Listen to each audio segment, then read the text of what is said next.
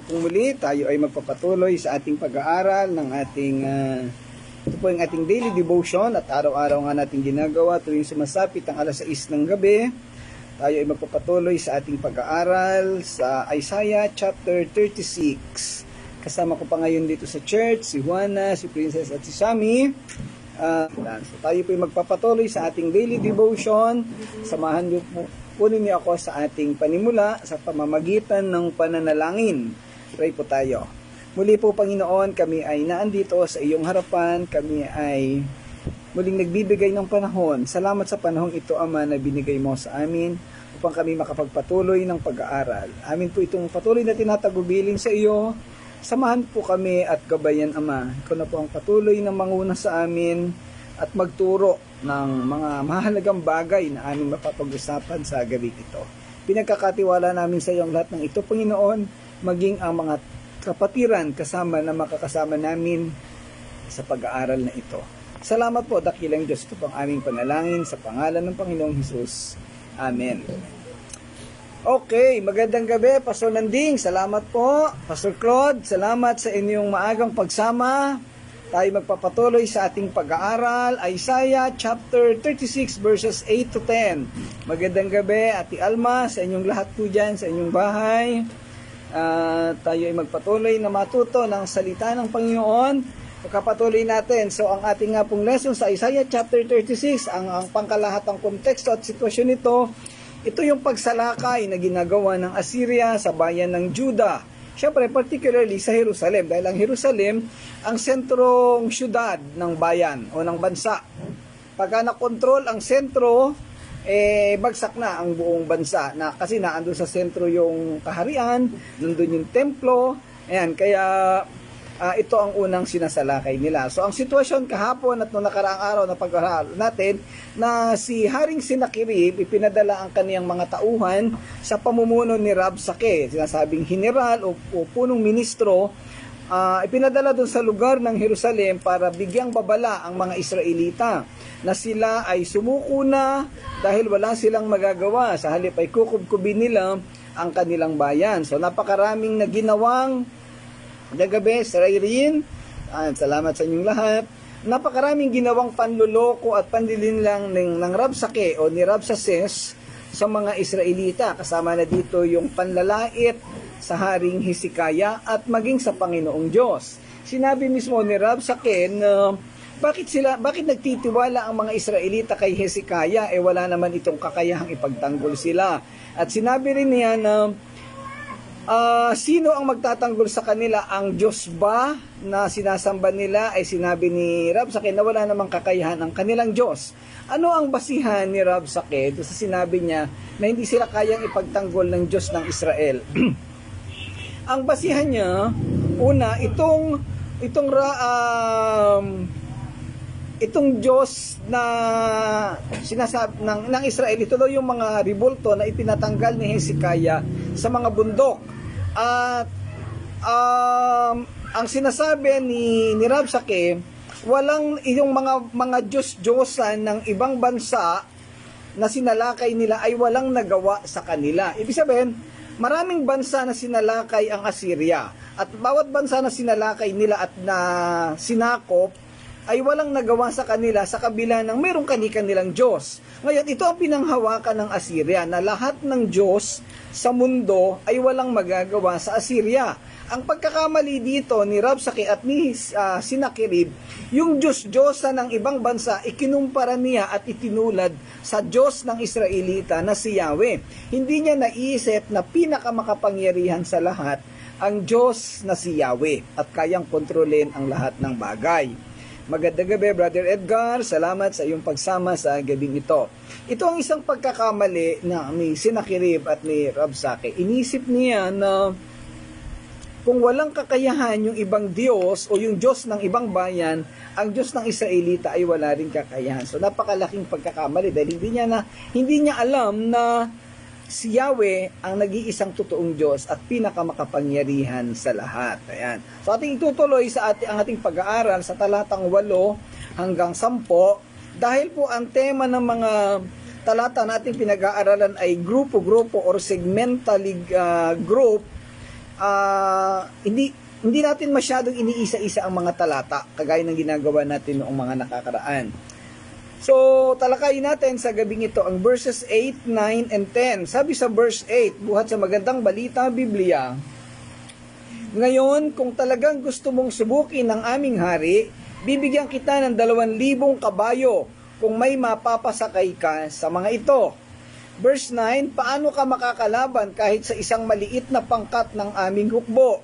Samantalang sa Ehipto ka lamang umaasa ng kailangan mong mga karubahe at mga kawal na nakakabayo.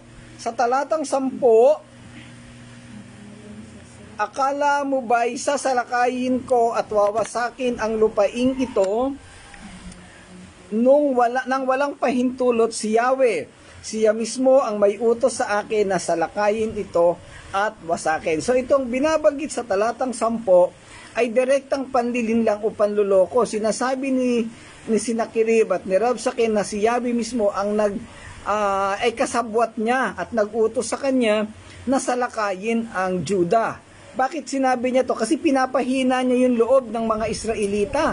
Kasi maiisip ng Israelita, teka muna, kakampi pala nila ang Diyos natin. Ay paano tayo mananalo?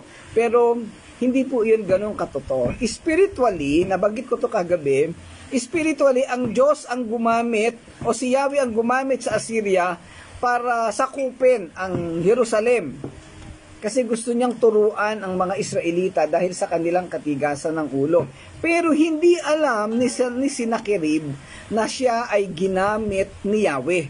Kaya hindi totoo ang sinasabing panlilinlang dito ni Rabsake. At kung sakali mang ginamit ni Yahweh nga ang Assyria sa pagpapasuko, sa paghatol sa Israel, alam ng Diyos na si Yahweh kung ano ang kanyang gagawin. Alam niya kung saan tatakbo ang plano niyang pagpapabagsak o paghatol sa kaniyang bayan. At alam niya kung ano ang magiging resulta nito at kung paano niya muling poprotektahan ang bayan ng Juda. So kabaligtaran ito sa sinasabi ni Senakirib at ni Rabsake. Doon sa verse 8, ang sabi dito, ngayon kung talagang gusto mong subukin ang aming hari, bibigyan kita ng 2,000 kabayo. So dito parang ipinapakita ni Rabsake na walang kalakas-lakas o enerhiya, walang puwersa ang mga Israelita. Inisip niya na kukunti lang ang tauhan mo, kukunti lang ang mga lalaki na pwedeng makipaglaban, paano nyo kami matatalo? At ito, may kayabangan, sige nga, kung meron kang kakayahan, ibibigay ko sa iyo yung 2,000 kabayo, 2,000 horses. Ang kabayo ay simbolo ng kalakasan, ng puwersa, ng enerhiya, o ng pagkapanalo. So, bibigay ko sa iyo yung kabayo namin, tingnan nga natin kung meron kang mapapasakay dyan para labanan kami. Parang ganun, partida na, sabi niya. Ibibigay ko na sa iyo ang gagamitin mo para labanan kami. Sige nga kung kakayanin mo kami. Parang ganun, ano? So, napakayabang talaga. Parang kumbaga, naglaro ng basketball, siguro, hindi ka lang kung marunong mahilig kayo maglaro ng basketball. Naglaro ng basketball yung dalawang team, sige, plus 50 points na. Parang ganun. O, meron ka na kagad score na 20 points, at lalabanan pa rin namin kayo, siguradong matatalo pa rin namin kayo. Parang gano'n. Gano'n ang kayabangan. Ano? Yan. Nangyayari kasi mga ganyan sa laro. Sa verse 9, paano ka makakalaban kahit isang maliit na pangkat ng aming hukbo, samantalang sa Ehipto ka lamang umaasa ng kailangan mong karubahe? So dito, muli minaliit ng Assyria ang mga Ehipto. Sinabi niya na wala ka namang kakayahan, wala kang inaasahan na tutulong sa inyo dahil nga dinisqualify na nila si Yahweh. Hindi nila inisip na kakampi ng Israel ang pinakamakapangyarihan at pinakamay soberanya at may otoridad na Diyos na si Yahweh. So dito, inisip nila sa Egypt lang humihingi ng tulong ang Juda. Alam ng Assyria na ang Egypt ay kayang-kaya niyang pulbusin, kayang-kaya niyang talunin. Kaya walang believe ang Assyria sa Ehipto. Kaya inisip niya na ikinunclude niya na matatalo rin nila ang Israel dahilan kahit ito'y umasa sa Ehipto. Ayan. So talakayin pa natin ang masigit na detalye, mga talatang ito. Ang mga talatang ito ay nagpapahayag ng pagtatangka ng pinuno ng Assyria, si Rabsake o si Senakirib, nasirain ang moral ng mga tao sa Juda at sa Jerusalem. Ang tawag natin kahapon is psychological warfare. Pinapasakay ka, nililito ka, nilalansi, at pagka ikay natalo, nadala ka ng takot mo, siguradong babagsak ka na, magre-retreat ka na. So parang ito yung matatalo ka ng walang kalaban-laban. Yan.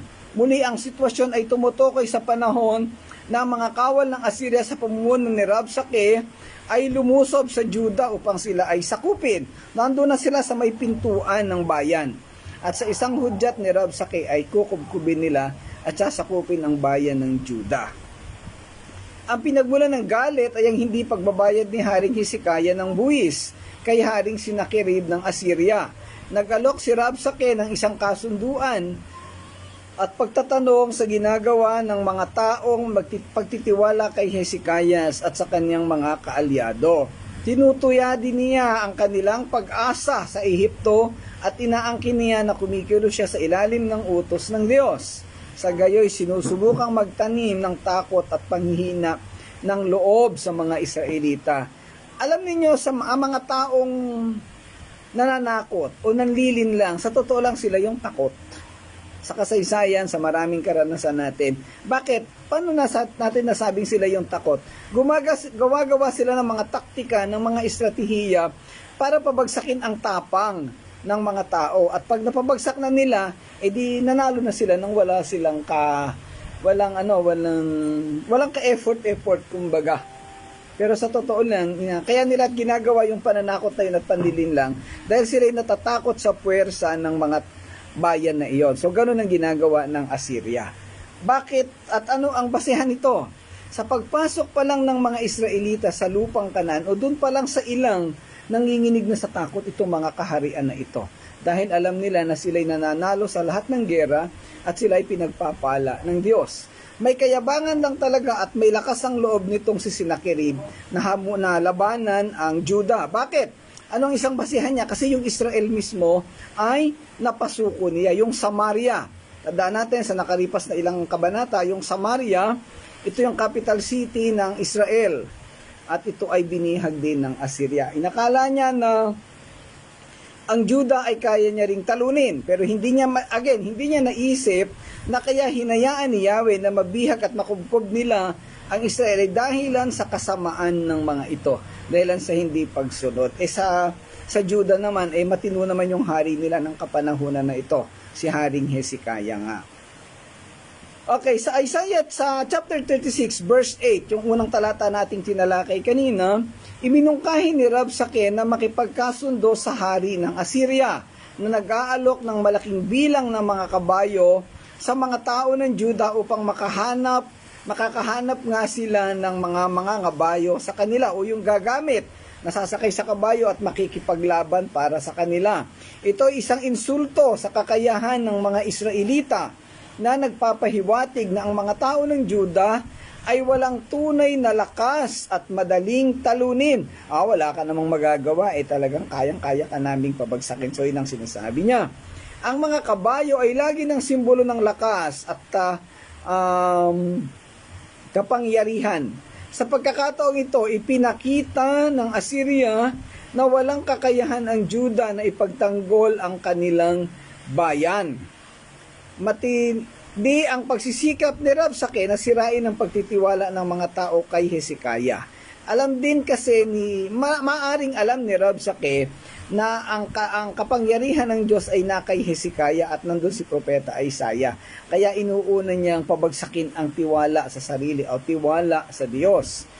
Dahil dito, gumagamit siya ng iba't ibang estratehiya o ng mga pananalita, ng mga panlilinlang para manipulahin, para sakupin sa kaisipan at damdamin ng mga tao. Para pabagsakin. Pag bumagsak ang damdamin, nagkaroon ka ng takot, babagsak ka na unti-unti na kahit matapang ka, kahit may armas ka, pag ang nang ibabaw sa iyo takot, wala ka nang magagawa. Mapaparalisado ka na, hindi ka na makakakilos. Subukin ninyo yung sitwasyon na halimbawa nasusunugan ka sa bahay. Tapos, sa halip na maging aktibo ka at iligtas mo yung mga kailangan mong mailigtas, nauna sa iyo ang takot, na doon ka na lang sa isang sulok hanggang sa ikay masunog na.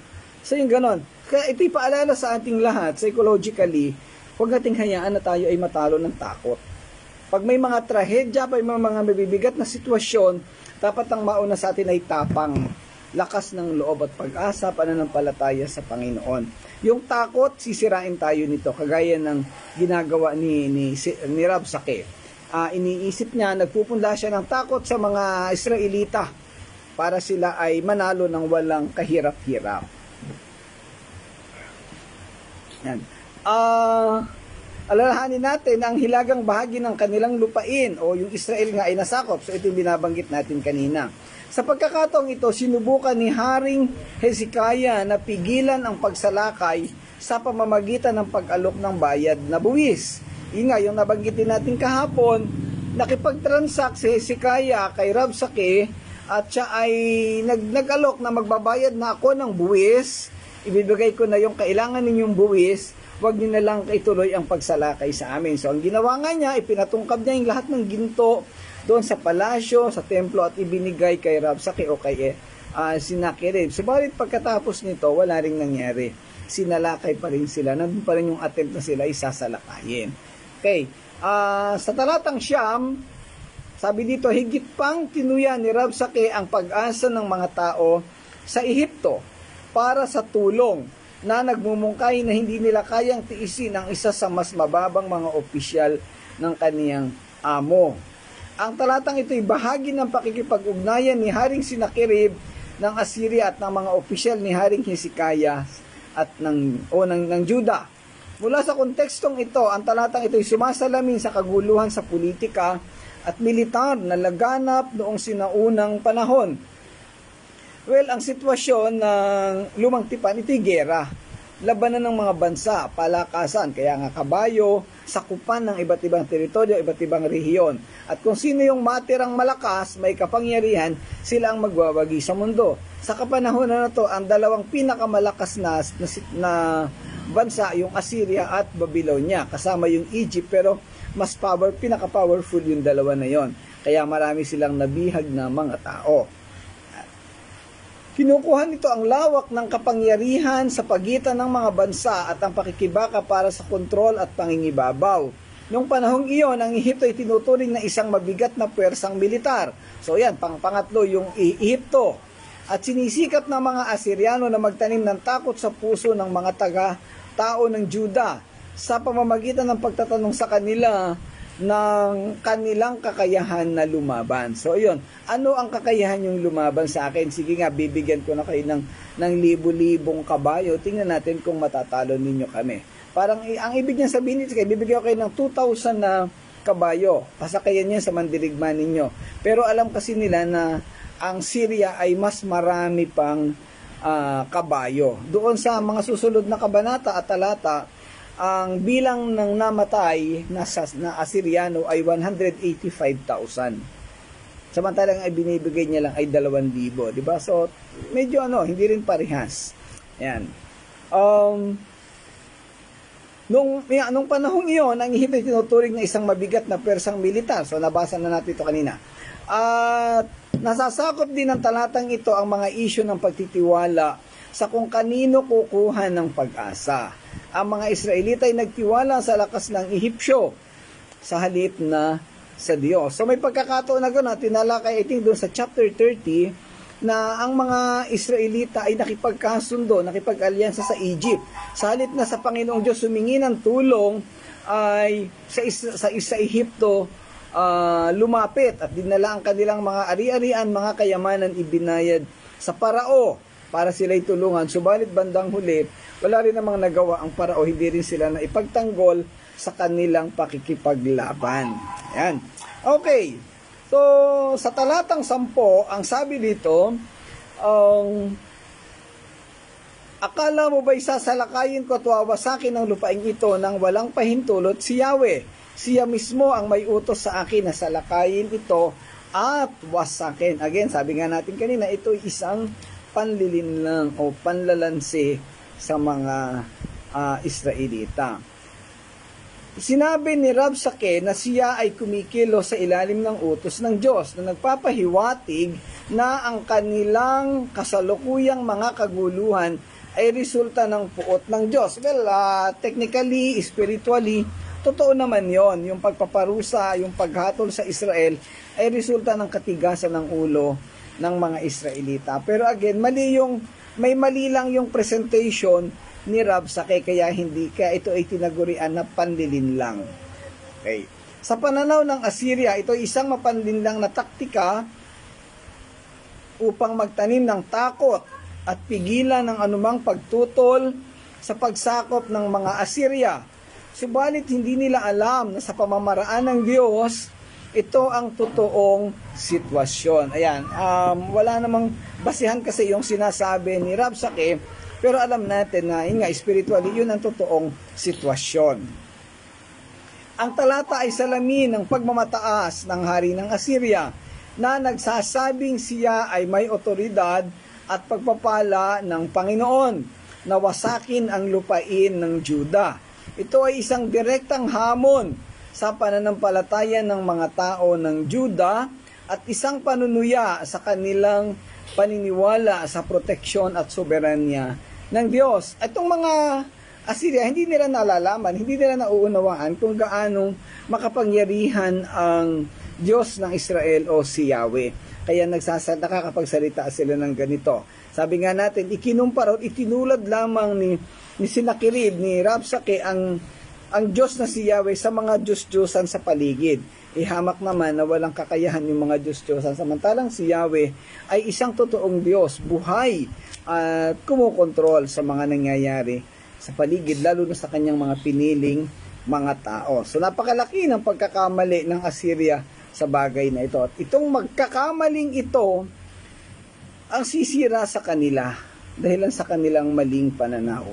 Sa buhay nating mga mananampalataya, malimit na tayo ay nakakagawa ng mga maling desisyon. At dahilan sa maling desisyon, maling akala, ay lalo tayong napapahamak, lalo tayong napapasama. Nawa ang bawat isang makikinig dito ay maging grounded sa salita ng Panginoon at sa iba't ibang sitwasyon na nangyari sa banal na kasulatan sa buong kasaysayan sa napakahabang panahon. At buhat doon ay matuto tayo na magdesisyon ng mga tama. Ang isang pagkakamaling desisyon ay makakaapekto sa buong buhay. Hindi lamang ngayon kung hindi sa kinabukasan at maging sa mga susunod pang henerasyon. Parang yung kanta, henerasyon. Ano? Kaya talagang ingatan natin. Ito, siguro ilang ulit ko nang binanggit ito simula nung tayo ay nag-preach hinggil sa pamilya at kanina yung mga desisyon din. Ang mga nangyayaring pagkakamali ng ating mga pamilya, ng ating mga ninuno, ng ating mga magulang o lolo't lola ay dahilan sa maling desisyon. Kaya itong mga kabataan lagi nating sinasabihan, hanggat may pagkakataon pa, iayos natin ang ating buhay. Iwasan ang magdesisyon ng mali. Siguraduhin na ang mga desisyon ay nagmumula sa salita ng Panginoon. May basihan. Napakaraming pwedeng tanungin, napakaraming pwedeng pagbasihan. Dito mismo sa Touching Lives, hindi naman tayo ganun napakalaking simbahan, pero napakarami nang nangyari, napakarami ng taong nasira dahil sa mga maling desisyon. Pabigla-bigla, kanina meron ng kinukwento na meron na namang gustong mag-asawa, dahilan lang sa isang maling desisyon pa rin. Maling pananaw. So sana naman ay maging maayos. Ano po? Ako po ay tad-tad na ng sakit ang mundo. Tad-tad na ang problema ng mundo. Huwag na nating hayaan na lumawak pa. Hayaan na nating sila nala. Huwag na tayong makisama pa. Okay. Muli, ang talatang ito ay salamin ng pagmamataas ng hari ng Assyria. Dahilan sa maling pananaw, maling kaalaman na nagdala ng maling desisyon. Sinasabing siya ang may otoridad at pagpapala ng Panginoon na wasakin ang lupain ng Juda. Ipinagmamalaki na sila'y makapangyarihan at kaya nilang gawin ang lahat ng bagay. Pero ang totoo, wala naman silang totoong kakayahan. Ayan. Ito isang direktang hamon sa pananampalataya ng mga tao ng Juda at isang panunuya sa kanilang paniniwala sa proteksyon at soberanya ng Diyos. Sa mas malalim na pangunawa sa esensya Ginagamit ni Rabsake ang mga pahayag na ito upang pahinain ang pananampalataya ng mga tao sa kanilang mga pinuno. Kasi isa sa ibinabagsak niya at dinadown ay si Haring Hezekiah. Wala namang kakayahan niyang hari ninyo, napaka-hinhin yan eh. Hindi nila kayo kayang ipagtanggol. So yun ang sinasabi niya. Pero hindi niya naunawaan na sa lahat ng mga naging hari ng Juda, si Hezekiah ang pinakamabuti at pinakamatapang magaling sa lahat. Kaya itong mga tao hindi niya hindi niya maloko. Yan, pinagtatawanan lang din siya siguro ng mga Israelita noong panahon na iyon.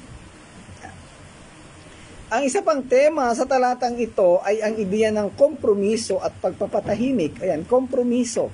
Marami sa ating mananampalataya sa panahon ngayon ay nakukompromiso ang pagsunod sa Panginoon. Again, sa usapin ng relasyon, ang pananampalataya ang nakukompromise. Bakit? Dahil sa maling pananaw, masyadong nakatingin sa mundong, sa makamundong sitwasyon, sa mga makamundong pag-uugali, masyadong nakatingin sa material na bagay, sa mga kayamanan, at kung ano-ano pang mga mali o hindi makadiyos na sitwasyon. Kaya masyadong nadadala ng mga pagkakamali at mga maling sistema sa buhay.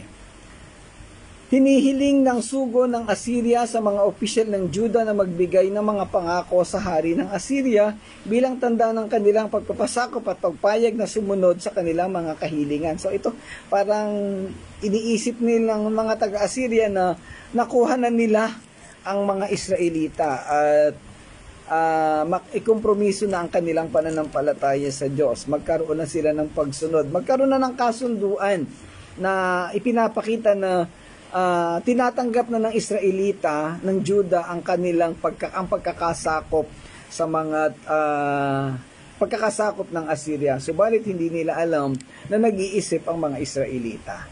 So ang nangunguna si Eliakim, si Sebna at si Joah. So sila ay nanatiling tahimik, pero pagkatapos nito sila ay nag-report kay Hezekiah at doon nga ang nangyari. Okay, sa kontekstong ito, ang talata ay makikita bilang isang pagsubok ng pananampalataya para sa mga tao ng Juda. Ito ay isang paalala na kahit na sa harap ng napakatinding pagsubok at tila hindi malulutas na mga hamon, dapat silang manatiling matatag sa kanilang pagtitiwala sa Diyos. Isa rin itong pagsaway sa pagmamataas ng hari ng Assyria na nagkamali sa paniniwala na ang kaniyang kapangyarihan at lakas ng militar ay nakahigit sa kalooban ng Panginoon. Kasi nga hindi nila kilala ang Panginoong Diyos. Kaya inisip niya na mas makapangyarihan siya. Meron ba sa atin dito na nag-iisip na siyang pinakamalakas, pinakamagaling sa lahat? Sana hindi naman iniisip ni Sammy, ni Princess, na siyang pinakamagaling na umawit sa lahat ng tao dito sa San Rafael. O dito sa, siguro dito sa Touching Lives, alam naman natin kung gaanong pinagpala ng magandang boses ang mga batang ito. In fact, sabi ko, pag ako'y lumaki, gagayahin ko sila. Joke lang. Joke lang. Biglang ang labo nun. Anyway,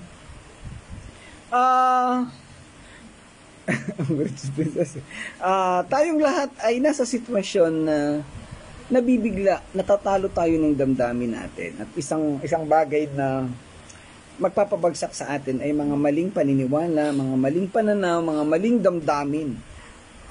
Paulit-ulit tayo sa ganitong pagpapaalala sa bawat isa sa atin. Kung paanong humawak ang mga Israelita sa kanilang pagtitiwala kay Hezekiah at kay Yahweh, dapat tayong mananampalataya ay ganoon manatiling nakakapit sa Kanya. Well, alam nating lahat ang sitwasyon natin, tayo nakakaranas ng mga problema at kabigatan. Pero kaya tayo nagkakasama-sama sa isang simbahan, kaya tayo nag-aaral ng ganito para lalo at higit nating maunawaan kung ano ang kaparaanan ng Diyos. Napakarami na nating napag-aralan at natutunan at lahat ng mga bagay na tinalakay natin, lagi nang mayroong mabibigat na sitwasyon. Lagi nang may mga pagsubok, lagi nang may mga hindi pagkakaunawaan, samaan ng loob, tampuhan, galit, awayan, lahat na ng mga negatibong bagay ay naranasan na o napag-aralan. Pero sa kabila ng lahat ng ito, tayo ay pinapanawagan na manatiling nakakapit sa Panginoong Diyos. manatili sa ating pananampalataya. At sa dulo ng lahat ng ito, doon natin mararanasan ang totoong reward, ang totoong pagpapala at paggabay ng Panginoon. Huwag tayong makikompromiso sa maling katuruan. Bilang pastor, dahil napapag-usapan natin kanina yung suportang pinansyal, mag-prosperity na lang tayo para yumaman tayong lahat, kagaya ng tuturo doon sa pinanggalingan kong simbahan. Di mag-join na lang tayo sa kanila, makijoin tayo sa fellowship nila. Lang mali iyon, kaya nga tayo umalis doon dahil mali. Tapos gagawin din natin dito. So hindi natin kinakailangan na magpayaman, hindi natin kinakailangan magturo ng mali para lamang sa pansariling kakayahan. Pakinabang, sorry. Hindi natin kinakailangang makiayon sa takbo ng mundo dahil ang mundo ay magpapahamak sa atin. Samantalang ang katuroang tama at naaayon sa salita ng Diyos ang magdadala sa atin sa buhay na ganap at kasiyasiya. So ang mga salitang ito na ating pinag-aaralan ay magpapalalim sa ating pananampalataya at pagkapit sa Panginoon. Nawa ay huwag tayong madala ng mga maling katuruan sa mundo. Kalat kahit saan ang katuruang mali. Dito mismo sa ating bayan sa Santo Tomas, lagi kong nababanggit sa inyo, napakaraming simbahan dito. Pero I think there are 37 or 38 registered churches sa buong Santo Tomas. Pero hindi ko alam kung aabot ng 5 ang mga totoong nagtuturo ng tamang ebanghelyo. The rest of them ay sablay. Puro nakatingin sa pera at makamundong pamamaraan. Ayan. Biyaya ng Panginoon. Hindi ko po naman ako nagyayabang. Dati nang mayabang, kaya wala nang ipagmamayabang. Ang touching lives, pinipilit natin na itama ang lahat ng ating katuruan. At yan ay alam ng Diyos, kaya tayo may ganitong pag-aaral. Yan. So, napakabuti ng Panginoon dahil dinala niya tayo sa ganitong tamang pamamaraan, sa ganitong sistema. Ito po'y biyaya ng Panginoon. Hindi po ako ang gumawa nito. Bagamat ako ang ginamit ng Panginoon na magsimula ng gawain dito, pero ito po ay karunungan na nagmula sa Panginoon. So, yan po, tayo po'y kumapit, tayo ay manatili sa ganitong pamamaraan upang hindi tayo magsisi o at makompromiso sa mga huling panahon. Yan po, ang mga susunod na talata na pag-uusapan natin, actually pare-pareho ng lesson, kaya binibisan ko na yung pag-discuss ng mga talata. Itong kabanatang 36 at kabanatang 37, ito po'y halos pare-pareho ng nilalaman. Kaya, yun po ang tema. Makikita natin, masusubaybayan kung ano ang nangyari sa mga Israelita sa panahon na sila ay kinukubkob ng Assyria. At kung ano ang ginawa ng Diyos sa mga Assyrian, particularly kay Haring Sinakerib. So hanggang sa oras po na ito, hanggang dyan lang muna ang ating pag-aaralan. Bukas ay itutuloy natin sa mga susunod na talata. Kung meron po kayong mga dagdag na katanungan, may mga bagay na hindi malinaw, hindi totaling naunawaan, ay mag-message lang po kayo sa akin at malugod pong ipapaliwanag at uulitin ko po sa inyo ang discussion natin na ito. So maraming salamat po. So tayo po'y magwawakas sa isang panalangin. Panawagan ko po sa inyong lahat. Tayo po'y sama-samang manalangin at ipanalangin po natin ang ibang mga kapatid natin. Si Nanay Epi, kapatiran natin doon sa 13 Martires. Kagabi ay namatay ang kaniyang panganay na anak. At syempre napakabigat ng sitwasyon na mamatayan ka ng anak. Hindi pa po ako namatayan ng anak. Asawa namatayan na, tatay namatayan na, pero ramdam po natin ang bigat. Kasi yung anak niya na yun, bihira niya lang makita. Sa mahabang panahon, hindi sila nagkikita. Tapos biglang mabalitaan niya, nawala na. So napakabigat yung sitwasyon ni Nanay Epi. Medyo nagwo-worry din ako. Pag-pray natin talaga, kasi nag-iisa si Nanay Epi sa bahay. Baka biglang tumaas ang presyon, atakihin, hindi natin alam. So, Panginoon ang bahala sa kanya. Panalangin natin siya. At syempre, yung kapatid na panganay na lalaki ni Ate Alma, si Manong Gudel, doon naman sa Zamboanga. Siya ay nakakonfine sa ospital sa Cagayan de Oro. May matinding karamdaman naman na pinipilit na ilaban. May mga sitwasyong ginagawa ang kanyang mga direktang kapamilya doon na well, Diyos pa rin ang nakakaalam kung anong plano niya. sa kapatid na ito ni Ate Alma. At syempre, sa iba pang kapatiran natin na may mga pinagdaraanan, minsan may problema sa pera, sa material na bagay o anumang karamdaman. So tayo po ay sama-samang manalangin at ibigay natin, ipagkatiwala natin sa Panginoon ang mga bagay na ito. Ayan, sige po, tayo, samahan niyo po ako sa ating pagwawakas na panalangin. O Ama namin Diyos na dakila sa lahat, tunay ang iyong kabutihan. Kami Panginoon ay patuloy na nagpapasalamat sa iyo sa napakagandang gabi na ito na ginawa mo, ibinigay mo sa aming lahat upang kami makapagpatuloy ng pag-aaral, upang kami ay patuloy na makapagtalakay ng mga salita mo, Panginoon, at matuto kami sa mga bagay na ito. Patuloy mo kaming samahan, patuloy mo kaming gabayan, at itong mga salita na aming napag-aralan ay mailapat namin sa aming mga buhay. Patuloy kaming kumapit at manatiling nananampalataya sa iyo. Huwag kaming makompromiso ng mga maling katuroan ng mundo at huwag kaming matalo sa mga kamunduhan na nangyayari sa aming paligid. Ama, patuloy kaming lumalapit ng iyong proteksyon at ng iyong paggabay kay Nanay Epi na nasa mabigat na sitwasyon sa kamatayan ng kaniyang panganay na anak. Ikaw po ang magbigay ng kaaliwan sa kapatid na ito. Batid mo po kung ano ang bigat na kanyang nararanasan. Ama, ikaw po ang magbigay ng proteksyon at pag-alalay sa kanya. Nag-iisa siya sa kanyang tahanan. Panginoon, ikaw na po ang gumabay sa kanya at makayanan niya ang sakit at bigat ng sitwasyon po na ito. Salamat po, Amang Diyos, sa lahat ng ito. Ganon din po, Ama, patuloy namin inilalapit ang sitwasyon ni Manong Godel Mente, ang panganay na kapatid na lalaki ni Ate Alma. Kapag patuloy na gumabay sa kanya sa iyong kaparaanan at sistema sa buhay niya, Panginoon, hindi simple ang kaniyang sakit, pero ang lahat ng bagay ay may katugunan at kaparaanan buhat sa iyo. Ang isang bagay na malinaw sa amin, ikaw ang gumagawa, ikaw ang kumikilos sa bawat sitwasyon ng buhay namin. At hindi ka nagkakamali. Alam mo ang ginagawa mo, alam mo kung ano ang magiging epekto nito sa bawat isa sa amin. Salamat po, Panginoong Diyos, patuloy mo bigyan ng kalakasan ng bawat isa at patuloy na buklurin mo kami sa pamamagitan ng pag-ibig, pagmamahalan na nagmumula sa iyo. Salamat po, dakilang Diyos. Salamat sa mga kapatid namin na nakasama namin sa pag-aaral sa gabing ito. Patuloy mo pagpalain ang bawat isa. Salamat po, Ama. Ito po'y dalangin namin lahat sa pangalan ng Panginoong Hesus. Amen. Amen. Okay. Salamat pong muli sa inyong lahat. Salamat kay Sister Alona. Medyo na-late siya ng dating. So, susunod po. Bawi po kayo sa mga susunod. Nagsisimula po tayo ng ating daily devotion alas 6 ng gabi. Salamat po. Pagpalain kayo ng Panginoon. To God be the glory. Bye-bye.